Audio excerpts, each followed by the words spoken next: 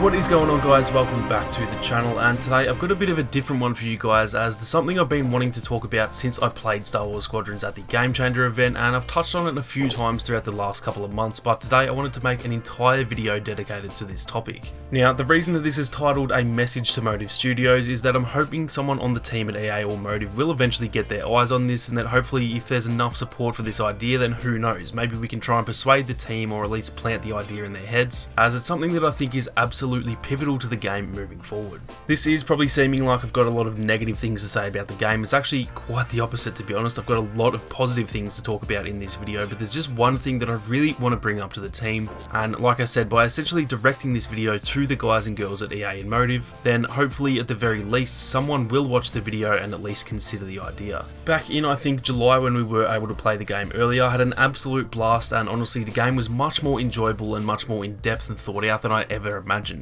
A lot of people did assume the game would play a lot like Starfighter Assault from Battlefront 2, seeing as Motive did help develop Battlefront 2, both games are in the Frostbite engine, and just simply because Starfighter Assault is really the only recent comparison that we've had to try and figure out what Star Wars Squadrons will be like when it launches. Upon playing it, I can absolutely tell you that it is nothing at all like Starfighter Assault, and I mean that in the best way possible. It feels new, it feels thought out, it feels deep, and it feels like it can be a very competitive, strategic type of Star Wars game, which, let's be honest, we've not really had, at least not for a very long time. Now, the minute that we finished playing in that playtest, I remember just itching to play the game right away and being so sad that I couldn't play it. Myself and Twisted, who I'm sure most of you guys already know, jumped into a voice chat literally about 10 seconds after the event ended, and we talked about the game for a good 30 minutes before heading off to eat, and then straight away jumping right back into another call to record a podcast. We were so excited about the game that even after a 5-hour long event, all we wanted to do was talk about the game even more. Now, it's very hard to tell how good a game is or how much you truly like a game when you've only played it for maybe 5 to 10 hours. It's always going to be skewed towards being good because it's new, it's exciting, and you've not really played it enough to know exactly how well it plays yet.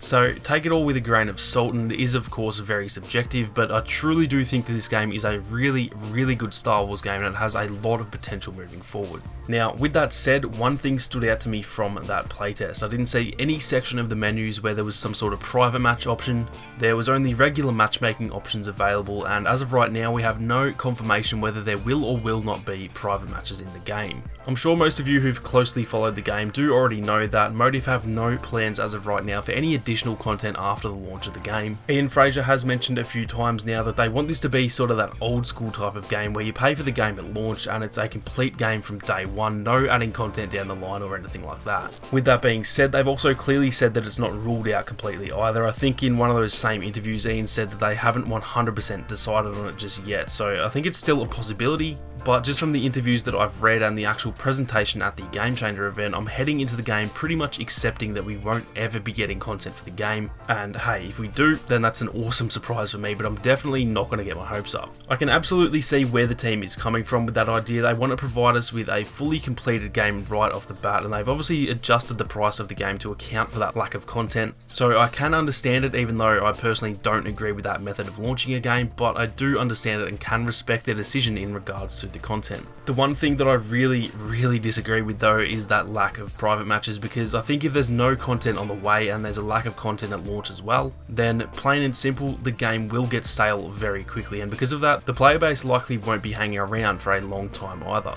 In this day and age, I think most multiplayer games, if not all of them, can pretty much be rated by how well they engage their player base and how long the player base remains active. If you look at Rainbow Six Siege for example, that game has been regarded as one of the best multiplayer games of the last 5 or so years, because it's had a relatively steady stream of content since launch, and it's had a huge loyal player base because of that. If you then take a look at EA's very own Battlefield 5, that game is pretty much seen as a complete failure, as the player base just did not stick around, and the lack of content combined with those low player numbers resulted in essentially an early termination of the game. Now, in my honest opinion, Battlefield is a far better game than Rainbow Six in regards to gameplay, graphics and all that kind of stuff. Yet, when you look at it objectively, Rainbow Six will be seen as the far superior game 10 or 20 years from now because of how long it stayed active and how loyal that player base was due to the constant support. What will that mean for Squadrons in, say, 5 or 10 years from now if the game launches in October and then by March or April of 2021 it's essentially dead in the water, not because of the quality of the gameplay, but because there was no content and there was no way to keep the game going playing through something like a private match system. Now, you might be wondering why private matches are such a big deal. Most of you probably think, well, if the player base goes away after 6 months, then there still won't be any players to play private matches. But the thing with private matches is that having them opens up a whole new world for any kind of multiplayer game. For example, for those who don't know, myself and a good friend of mine by the name of Arcross actually run a project together by the name of Star Wars Legions, formerly known as Battlefront Duels, and in this project our goal is essentially to, one, create a fun place for Star Wars gamers to meet new friends and play the game in a fun, creative way, and two, to help continue certain games for a longer period than they might normally last,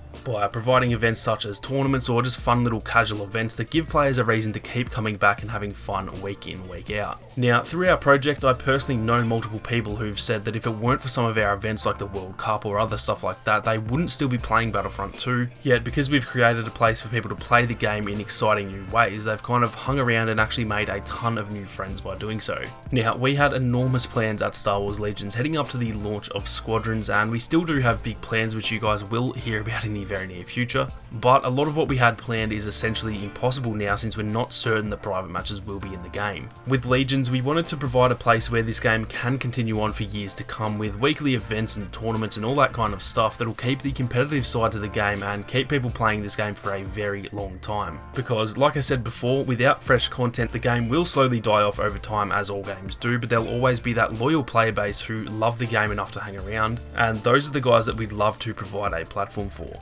Without private matches though, those sort of things just don't at all seem possible, and I won't lie, it has me extremely worried about the lifespan and the longevity of the game. Now, not only that, but this game seems to be built around a competitive, strategic, team-based model, and the fact that I can't get a squad to fight against another squad that wants to challenge us, that just almost feels counterintuitive to what the game is about. And I think a lot of people who do get the game to sort of scratch that competitive itch are going to feel completely disappointed if they can't run their little clan battles or they can't join in on tournaments and stuff like that. Like I said, this is the first strategic sort of competitive type of Star Wars game that we've gotten our hands on in a very long time, and the fact that we can't play it to its full potential through those clan battles and tournament type of situations feels very disappointing to myself, and I'm sure a hell of a lot of other people. Not only does it affect the competitive side of the game, but even those guys who want to play casually are going to be affected by this as well. Let's just say you work 60 hours a week and you barely have time to play the game, so when you do jump on, you're not a high level and you just get destroyed by all those hardcore players.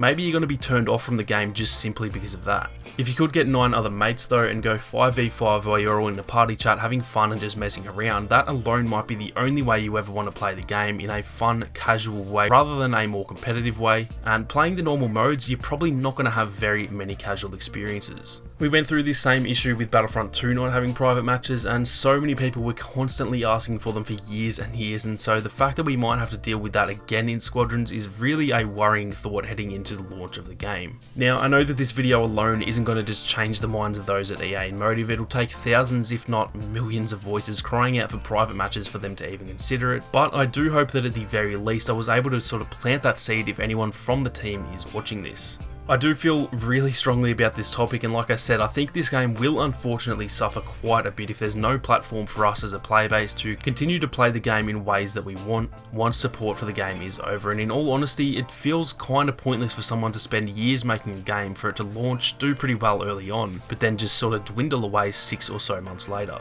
Leave a comment down below letting me know if you guys do feel the same as I do. I'm definitely curious to hear if it's as important to you guys as it is to me, or if maybe I'm just a little bit biased as a content creator and being one of the leaders of Star Wars Legions. I'm definitely interested to see what the community has to say. If anyone at EA or Motive is watching this, then I do hope you guys at least consider adding some sort of private match system down the line. I know it's highly unlikely and it's probably a huge ask, but as a big fan of your game from what I've played so far, I would love any chance to be able to extend the lifespan of the game and play this beauty for years to come. Thank you all so much for watching. You guys have a great day, and I'll catch you all in the next one.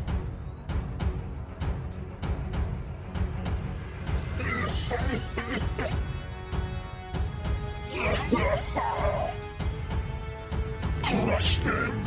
Make them suffer!